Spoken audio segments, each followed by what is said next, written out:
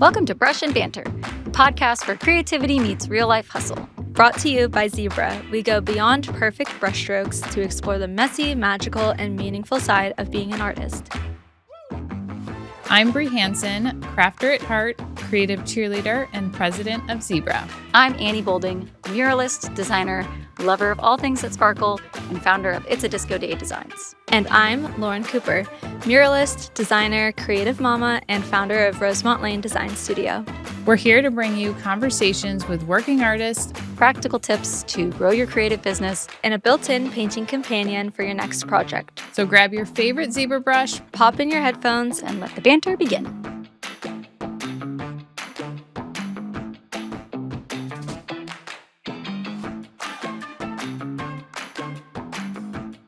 Hey friends, welcome back to Brush and Banter. I'm Annie and I'm here with my co-host Lauren. Hi everyone, we are so excited about today's episode because we're going to be talking all things DIY spaces, fixing up homes, and turning those projects into something profitable. Yeah, I'm super excited to talk about this topic because I have actually done my fair share of DIY projects with our Airbnb, and so today's guest built a whole brand around it. So please welcome our friend and fellow creative powerhouse, Alyssa from The Things We Built. Hi, thanks so much for having me. Alyssa is a master of transformation. She renovates, designs, and flips spaces that are not just beautiful, but totally functional and full of soul. So, Alyssa, welcome to the show. Yay! For our listeners who might be new to your work, give us the lowdown. Who are you? What do you do? And what does your creative world look like right now? So I am a DIY content creator, a mom of 3, and a military spouse. So I got my start just wanting to make a space that felt like home, even though we were in military housing. And it accidentally became my full-time business, and I love it so much. I love an accidental full-time business. It feels like probably led with so much passion and also like obviously undiscovered talent that maybe you didn't know you had before you started doing all this. Totally. Absolutely. I went to college to be an elementary school teacher. Wait, same. I love this. Oh my gosh. I have a degree in early childhood development, and literally the final semester of school, I was walking behind a trail of toddlers holding up Cheerio bowls, and I was like, okay, everybody, make sure your bowls are holding up right. And I stood up and I went, this is not what I want to do. Oh man, props to the teachers, but a creative life was just something I felt a bit more called to, which sounds like maybe a little bit for you. What was like the turning point for you to change from educator to creative, and how did that? I know you mentioned it's accidental, but I'm curious to hear about that pivot. Well, for me, it was mostly family is the whole reason I kind of came out of teaching. I did teach for a year, and then when we were stationed in Georgia, I got pregnant with my first daughter. And my husband was about to deploy, and so we just realized it was best for our family if I took a step back from work and just was at home with mom during that like major transition period. And then I just never went back. Honestly, I love that. So before you've talked about doing everything yourself to intentionally like letting go of things like cooking, cleaning, and homeschooling, what was that like for you both emotionally and practically? And like what kind of does your world look like with wearing all of those hats? Absolutely. I mean, the transition itself was challenging because I had this idea in my head of what being a good stay-at-home mom looked like, you know what I mean? And I thought that meant the home-cooked meals, the perfectly clean house, I was creating a fantasy that was not achievable. And I understand that now, but I didn't at the time, And so it took a little bit of rethinking about things and also realizing that my kids needed a happy mom, not a perfect mom. And I wasn't a happy mom, you know what I mean? Truthfully, I wasn't. I lost who Alyssa was. And so I had to make some changes, both in like with my doctors and in mental health, but also I had to make some like sustainable lifelong changes as well. And that meant letting go of some of the things that I thought to be the perfect mom. And I realized, wait, I can be both. I can do this all and still go to bed at night happy with myself, So having to sit down with my husband and my family and being like, okay, this is too much for me. Where can we share some tasks? Where can we make it so that I'm intentionally working into my life things that make me happy, things that are just me as an individual and not as mom, military spouse, all of this, you know? And I mean, my husband was so supportive. In fact, he was the one who was like, you need to get out and do more, you know, you need to have you. And so emotionally, I had to really kind of rewire all of that. And then practically, it had to be a group effort with the family. And then once this became my business, it took even more reworking because now I'm a stay-at-home mom and I work from home. And my content creation requires a lot of loud power tools and a lot of, you know, time where the kids should not be around and things like that. And so we've had to readjust in that way too. Heck, we're still learning, you know? I think that that's so, yeah, it's so important that you made like this one message really clear, which is like, it's very important to ask for help.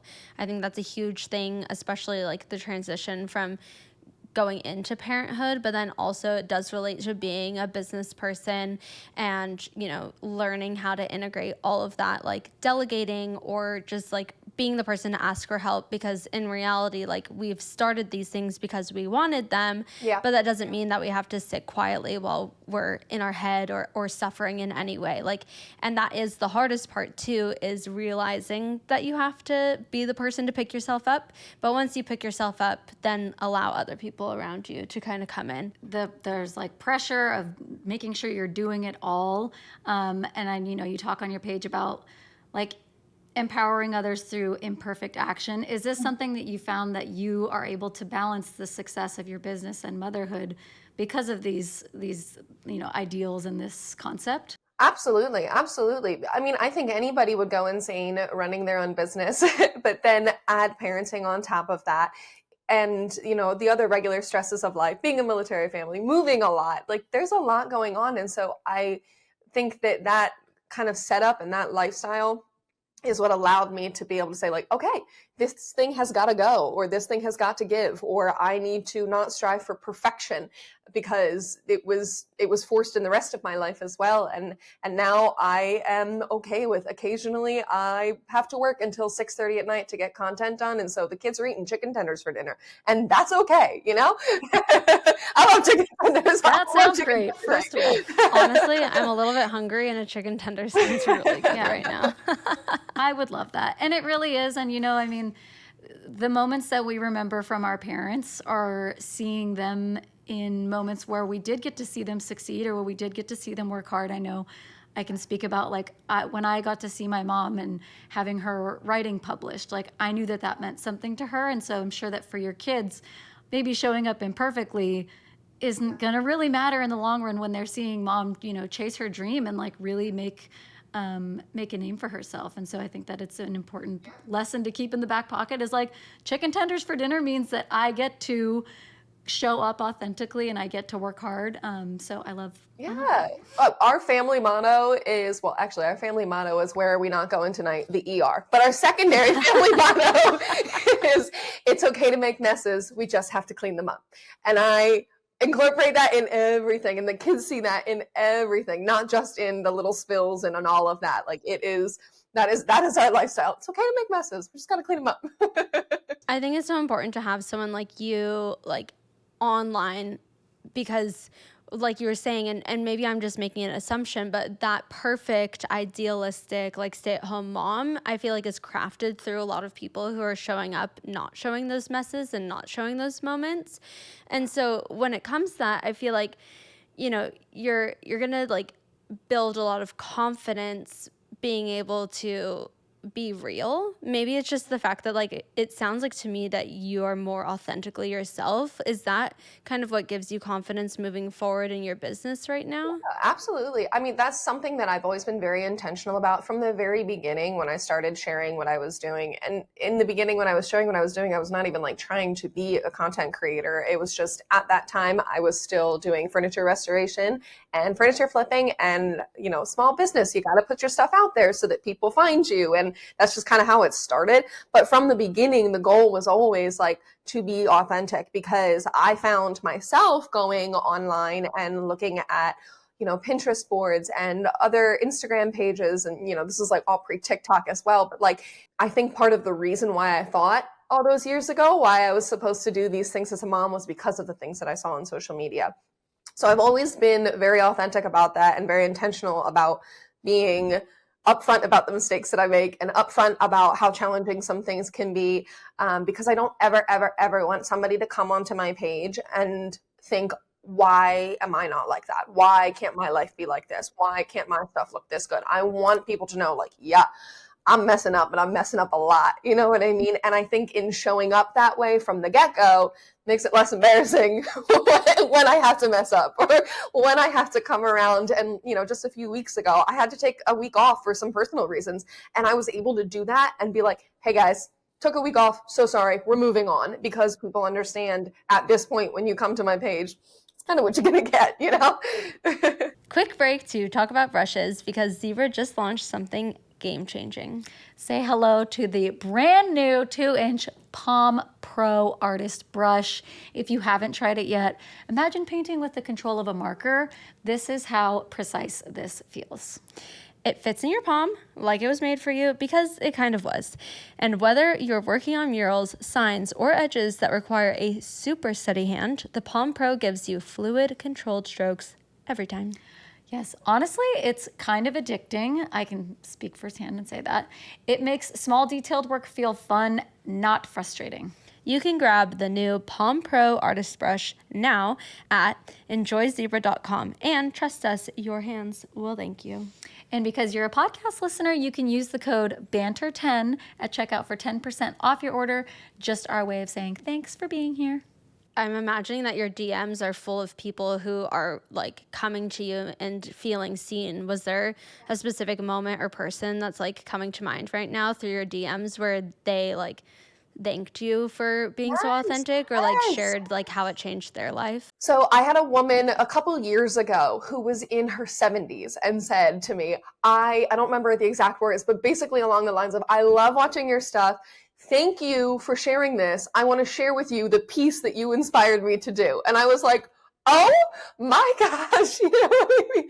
It was That's so sweet. It was the sweetest thing. I was in tears. My husband was in tears. Like, it was the sweetest thing. And it was one of those moments where I was like, okay, we're doing the right thing. I might get hate from so people sweet. because, people can be miserable sometimes. And sometimes I'll get random negative DMs of like, about how I look that day or whatever, which at that point, that's their problem, not mine. But it's those things that make up for it, because that's the whole purpose of this. That is I want to inspire other people to do this too, because you can, you can. Yeah, I mean, real life is not curated. It's not filtered. It's very messy. We make mistakes. And it's so much more important that you're showing up in this way and showing everybody that you can create and you can DIY. Yeah. It might not be easy. You might cry, but we're going to get it done. And it's going to look good in the end when we, put our heads down and we figure it out. So I love that story. It's so sweet. That's really sweet. Obviously, we're talking about all things DIY, but I want to hear about your very first project, whether it was like the big renovation or like a small one, but what got you hooked into flipping in the first place and DIYing? Yeah, so my first ever space was when I was pregnant with my daughter. And we were in our home in Georgia and we had no money. We were like 22 and 23 years old and like absolutely broke. And I just wanted, I was so excited to be having a girl, and I just wanted to make her nursery feel like, this most special, frilly, beautiful 2016 aesthetic, nursery with the pink and the gold and the white. So I got this crib off of Facebook Marketplace and my old rocking chair from when I was a baby. And that was my first ever piece of furniture that I did. And I just designed the room using things that I had already in the house, which is something I still do today. I call it shopping my house. And I remember one of the things that I did is I had this leftover fabric and I just framed the fabric, and I was like, that looks good. I just tried to make a space that was really, really inexpensively done, but felt very, I don't know, fulfilling, a space that I created for my daughter. And from there on, I was like, I love this. I look back on this space now and go, oh my gosh, what was I thinking? But I really enjoyed the process, you know? It's all about the growth, and that's okay. You know, we look back a lot of times at the first project, and you're like, this maybe I would have done differently. But no, I love to hear that that first project is so special to you because it's, you know, for your daughter. And I can only imagine the like feeling of wanting the nursery to feel like just the most whimsical and dreamy space to bring new life into. So I love that's a good first lip story. You were saying like maybe I would have changed it. That's what I love about paint, and whether it's flipping or murals for us, like it really is temporary. I think a lot of people who are diving into it their first time, they're like, I can't make a mistake, or like this is forever, this is permanent. But you of all people kind of understand that evolution and flow of impermanence because as a military wife, and I assume, you know, you can tell me a little bit more about it, but like you've probably moved a lot and you know you understand the fact that a lot of spaces are temporary. So how do you go with that mindset into your home and your projects and your flips, and like do you have any anything that you've learned just from like the impermanence, whether it's like from life or from your work? Yeah. So, well, I say on my page all the time, it's just paint. So a few months back, I panicked about painting my son's room this really, really dark blue that he wanted. And everybody was like, paint the ceiling, paint the ceiling, paint the ceiling. And I was like, guys, it's going to be too dark. And I wasn't sure whether or not I should do it. And then I was like, wait a minute, it's just paint. If I hate it, I can paint it back. Like paint is one of the easiest, most impactful ways to change your space, whether you're just painting an accent wall, painting a whole room, painting a mural, doing some like hand painted wallpaper stuff, whatever it is. If you don't like it in the end, you can paint it back, you know, and it makes such a big impact too. And that's really where I started in all of our rentals, because we lived on military bases up until now. My husband is still in the Army, but for the first time in like a decade, we are in our own space, but still with the mindset of we're going to be leaving in a few years. So the biggest things that I always do is that paint first, because it's typically renter friendly depending on your lease. I always tell people, always check your lease, always check with your landlord. But 9 times out of 10, as long as you paint it back, you're allowed to paint. And I think it makes the biggest impact. It's a cheap thing to do. And it's something that completely makes your space yours. So if you want to paint your walls pink, you can paint your walls pink. And so whenever I think about whether something is going to be permanent or not, a lot of people are like, oh, well, isn't that a waste of money? And yeah, I mean, truthfully, sure, it is, which is ultimately why I started selling my pieces, was because I wanted to be able to spend money on updating our rental that I knew we were going to have to take down, you know, and that was going to be my update your rental fund. So even if you're just setting aside $20 a month to do something to your space, even in a rental, that makes a difference in itself, and it adds up over time. It doesn't have to be big changes. It's the little things that say, this is me, this is the stuff that makes me happy. So if you like to walk in and one wall in your room is painted a color that makes you happy that maybe everybody else would think is crazy, who cares? It's your space. You have to love it, you know? It is so true. And I feel like I kind of have the opposite problem, where we bought our maybe forever home, like at least we know we'll be there for a long time. So I've actually held myself back from putting art or paint or murals into my own space, because I'm like, this is going to live here a long time. Even though I also preach all the time, like, it's just paint, you know. A quick tip, really quick, because I know that a lot of people are listening who are just starting out, or maybe are on a budget. Go to your local hardware store. For me, it's Lowe's, and they have a little section by the paint section where they have like uh-ohs. And so they'll be selling those gallon cans for like $5, $7, rather than having to pay that $20 to $50. So hot tip, go and find a discount. Like, what if there's a will, there's a way. So absolutely. The oops shelf is like one of my favorite spots, especially for the furniture paint, because that stuff's expensive. Oh, I bet. It's true. Part of the problem is like decision paralysis when you have your own space, because it's like, yes, I have a blank canvas. What can I do? And when the possibilities seem endless, especially for people who are creative, then it's even harder, I think, is because, well, I guess it's hard both ways, but that, you know, you're like, I could do this, or I could do this, or I could do this, I could do this. Well, that's been one of the benefits for me, I think, in moving as often as we do. it kind of gives me the opportunity to be able to change it up each time we move. You know what I mean? And if I get these ideas while we're in one space, but I know we're moving in a year, I'll hold on to that idea until we're in the next space and then apply that in the next space. And it's, don't get me wrong, I don't love moving as often as we do, but from a design perspective, it's really nice to it allows me the opportunity to change my design or change my style or try so many different projects that I maybe work in one space but don't in another, or execute all of these ideas that I would otherwise, like ADHD, change every 6 months in my home. You know what I mean? Totally. And Annie has a lot of experience with redoing and designing a space because she has designed Disco Day Desert Home, which is the investment property that you and your husband have. What inspired you to start that Airbnb business in the first place? Yeah. I would definitely not say I have a lot of experience. We did one home. So I'm like, I don't want any of the listeners to be like, she's a pro. No, definitely not. But what inspired us was I don't know, we had just gotten married and we knew we wanted some form of passive income, and we had talked about, I grew up with like friends who like, oh, our friend has a beach house or our friend has like the river home. And I was always so envious of these families that had this like secondary home that they got to go to. And so I had told my husband at the beginning when we started dating that was a goal of mine. I wanted to make sure that our family had somewhere that we can retreat to. But obviously we are not the top 1%. And so the trade-off was that this home would be an Airbnb. So the inspiration to do that came from wanting to have a secondary space, wanting to have a secondary passive income that would cover the mortgage for the home. And then the other thing was that I had just kind of started growing Disco Day as a brand. And he was like, this could be the Disco Day Desert Home. And I'm like, I love that idea. All right, we've got a little time for Don't Cry Over Spilled Paint, which is one of our favorite segments where we get to get real about the mess ups because they're just bound to happen. So Alyssa, tell us a funny or totally cringeworthy DIY fail, something that makes you laugh now, but maybe didn't at the time. Yeah. Oh my goodness. Okay. Immediately. It is, I did a lime wash wall, or 3 different lime wash walls in a client's Airbnb.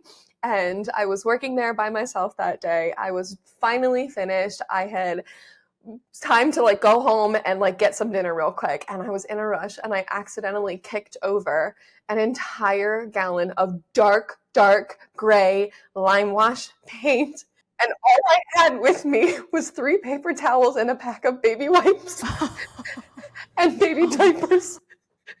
And so I used Pampers diapers to clean this mess. And I spent like probably 2 hours just like panicking, like, oh no. Thank goodness it was a hard floor. And he was like still in the middle of renovation. And I got it all up. There was not a piece of evidence left that it happened, but I still felt so guilty. And I texted him later being like, I just want you to know I did this, but it's all cleaned up now. And I have a picture, but it's so bad. I remember it going and just being like, I have to leave the country and change my name. Yeah. Oh no, please. And of course it like splashed up on the other wall that he didn't want lime wash. Like it was, oh my gosh. And I was like, you know what? I think I might be done painting in clients' houses. Oh my anxiety gosh. can't handle This that. is Alyssa, thank you for sharing your not crying over spilled paint moment. You literally cried. Or no, you did not cry. Did you cry? I cried a little bit. Okay, you cried a little bit over spilled paint. Thank you for sharing that moment with us. And for our listeners, send those in, DM us. We love reading about them. We'll be sharing them on the pod. You can DM us anytime, either Lauren or myself, or you can DM at Zibra Painting or tag us in a story with hashtag spilled paint story. And we would love to hear that from you. Yeah, thanks so much for sharing that. Oh my gosh. Alyssa, do you feel like moving so often has helped you develop your design style faster, or has it made it more challenging? Because I feel like the thing is that we're kind of having that conversation between you were able, Annie, to design something that you knew people were eventually going to be in. And so like maybe there is a little bit more like whimsy or fun or risk in there. But then Alyssa, with your space, like you are designing it for yourself. So like I'm curious because there's kind of that dichotomy. Yeah. No, I think it actually helped me find my design style easier because I was able to change it up as often as we did. I realized like, okay, I did like that, but at least in the beginning, what I realized I was doing was creating my home not based off of what made me happy and what I loved and enjoyed, but based off of what was trending at that time. And that's like the biggest thing I will always tell people, please, please, please don't design your home based off of what the world says you should be doing it, what is trending on Pinterest right now. If that makes you happy, then design it off of that. If that's not your aesthetic, don't feel forced to do it, because ultimately you're the one who has to live in your home. It should be what makes you happy, whether or not it's trending. So I was able to like figure that out because I got to change it so much, and realize with each home that I got closer and closer and closer to my design aesthetic, and realizing, okay, no, I love color, and I love to play with patterns, and I love to mix colors that maybe you wouldn't think would go together, but complement each other beautifully. And it took years to figure that out. So I guess technically it did take a while, but I think it like kind of did a speed run on that because I was able to change it each time we moved. Whereas if we had lived in the same space the entire time, I probably would have felt more hesitant about making all of these changes. The other thing I was going to mention is obviously you're talking about like designing a space that feels comfortable for you and your family and in the home that you're living in. And if you are in the Airbnb space, which is what, as much as I was making a house for me to live in, I was more so making a house that was going to get booked. And so it does come with like just a different, maybe different mindset. This is something that I'm thinking of like, okay, this wallpaper has to be bright. This has to stand out. These murals need to attract something in somebody that's going to make them book. And so it is interesting that there can be the different mindsets that are, in our heads as we're designing these spaces for different reasons. And so I love that your style was born because you had to move so quickly. And I feel like mine was just spent studying so much about the Airbnb space, studying the top houses that are getting booked and seeing what's trending while also trying to make sure like I'm going to design something that ultimately does feel good for us too. Absolutely. Which, if you haven't seen this, that is one of my favorite murals that Annie's ever done. In her Airbnb, there's like the sunroom, and then this cool kind of like record, I don't know how to describe it, spinny thing with the flowers and like lettering. It's our like breakfast nook area. Yeah. And it catches all the sun, and it's orange, and I painted it's like a big like nook, like built-ins. Mm-hmm. And so the panels are painted orange, the table's orange, and then the wall is just like everything. It's all very bright. Your style speaks like so loudly in that space, and it is actually you, which is really cool and inspiring. Mm-hmm. I feel like there's a lot of opportunity to find the way to speak to a client through Airbnb, which definitely like has my head spinning. I mean, I've painted a lot of Airbnbs, and so I have had the opportunity to like really kind of use the branding aspect that goes into business of like really learning who it's for, what the outcome is. And then like, so when you're your own client, I can just imagine that there's a lot going on behind the scenes in that process. I really think you can combine both though too, because while ultimately I'm designing my own home for myself and for my tastes, I'm a content creator. And so everything that I'm designing in the back of my mind is also, okay, how is this going to perform in the algorithm? Is my following going to like this? Is this going to bring value to my page? And so I'm constantly thinking about that. I'm like, okay, need to go bigger, need to go bolder, need to go all of this, because that's where the internet is nowadays. So I do have to combine those things. It's hard sometimes, I think, to not lose yourself and your style when thinking about that. But ultimately, as a business owner, you do have to think about those. And I think you really did a really great job of like combining what made you happy and showing off your talent, but also creating a space that like would absolutely be bookable. Thank you. Yes. Yes. And it's been super fun. Part of the reward has been we get a lot of bachelorette parties, and I love seeing pictures of the girls like posing in front of all the murals, and that it is like so rewarding. And I'm sure that you get the same feeling, if somebody purchases from you and then they're showing it off too, it's like, that's a fun moment of joy and payoff for all the work that goes in. So marketing. You guys like are sparking my mind right now with content creation, marketing.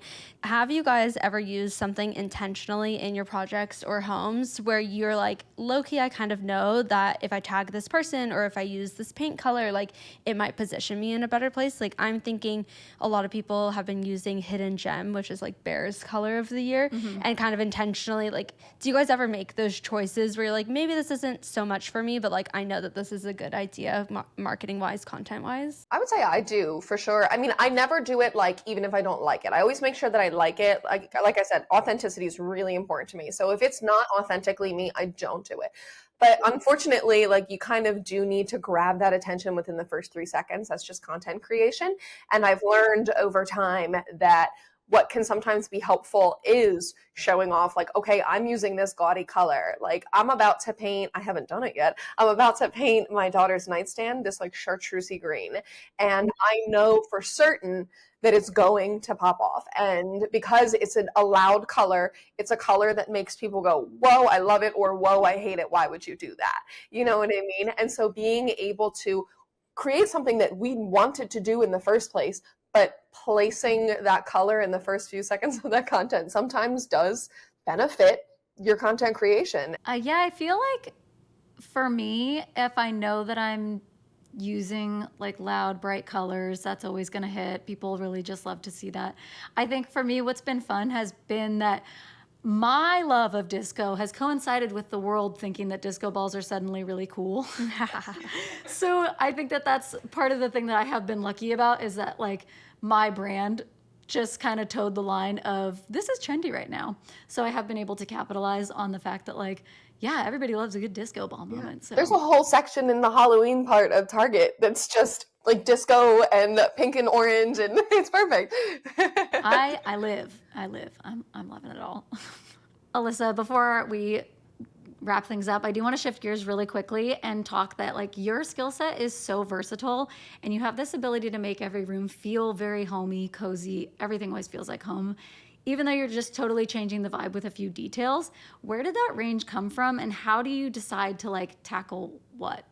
So I think that the biggest thing is being okay with trying different things out.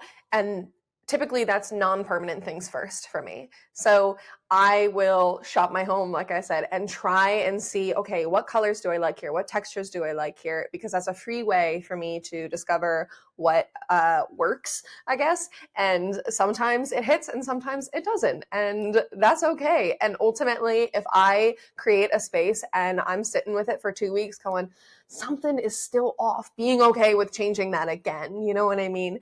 And over time too, in terms of like deciding what to take on myself, it's grown as my skill set has grown. And I'm just like a graduate of YouTube University. Like this is all self-taught. You don't need to buy any fancy courses. I've done hours and hours and hours of research and failed a lot and learned some really hard lessons. So I'm kind of at the point where I'll do just about anything now, unless it requires a permit. Then I hire out. That's a good point. Yeah, seriously. I love that. And I can agree. My husband, sometimes he's like, what are you doing over there? He'll see me like scrolling different websites for like furniture and stuff, like, or like just decor or wallpaper. And he's always like, what are you cooking up again? I'm like, maybe something. I don't know. Who knows? Don't be afraid to make those changes. If something doesn't feel right, then it doesn't feel right. And layer those textures and those colors. That's what makes it feel cozy. I'm laughing in my head because I feel like most of the changes in my house right now are like taller than 2 to 3 feet because it's anything that my toddler like won't get into when like so like after work I try to do stuff around the house, but like oh my gosh, the amount of times he like tries to get the paint on his hands like that. So we're in that transition of it being difficult to actually accomplish all of my ideas. So it might be actually kind of lucky because I'm also sitting there being like, you also have to incorporate that and functionality too, you know? I mean, that's a Yeah. part of your design because if you can't use it, if it doesn't work for the stage of life that you're in, like what's the point? Exactly. Oh my gosh. Well, I'm so glad that you shared all that with us. I do want to move into, it's time for one of our favorite segments. It's the golden moment. Whoop. So this is where we ask each guest to share a recent win with us. So something that reminded you why you're doing what you're doing. And it could be like a big success or a tiny reminder. So Alyssa, what was your golden moment this week? Okay, this week, my golden moment was I finished up my daughter's built-ins. And I brought her in when she came off the bus. I couldn't wait to show her. I brought her in. She came off the bus. She looks at me and goes, Mommy, it's beautiful. I love it. And I was like, thank you, honey. And like that alone melted my heart. But then she said to me, but I also loved it from the start. I was like, oh my gosh. Your heart. You can't make this stuff up. Like, she's like, I also loved it from the start. And we just got talking about, like, you mean like when I started your room? She's like, no, when we moved in and you just put things in here that made me happy. And like, she just like has been so proud of me through the whole process, and that like I'm gonna like get emotional about it now. It's just like that's why I do what I do, and I put all of this effort in. And so then for my little 5-year-old to be like, this is magic, you know what I mean? That was my like, I was like, forget it. I might have done some HVAC work for the first time this week. Forget about it. My daughter loves it, you know? Loves it.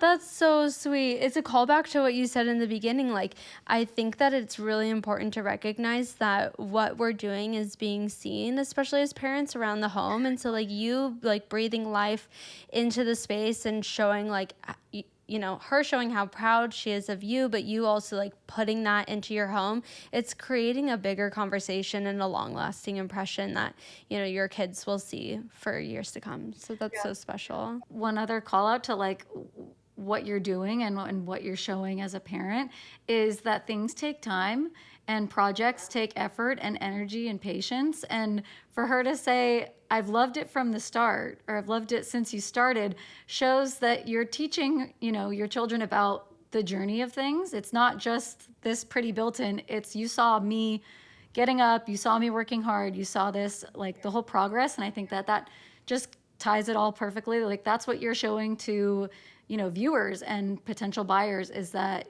you know, it's a journey to be a creator. It's a journey to flip a project, to flip a home, to flip, you know, anything. And so I love that this journey concept is a part of your brand and your story. Well, thank you. That's all I can hope for. Yeah. Well, thank you so much for hanging out with us today, Alyssa. It was honestly so much fun, and your story's inspiring. I love meeting fellow teachers gone creatives. I think it's fun.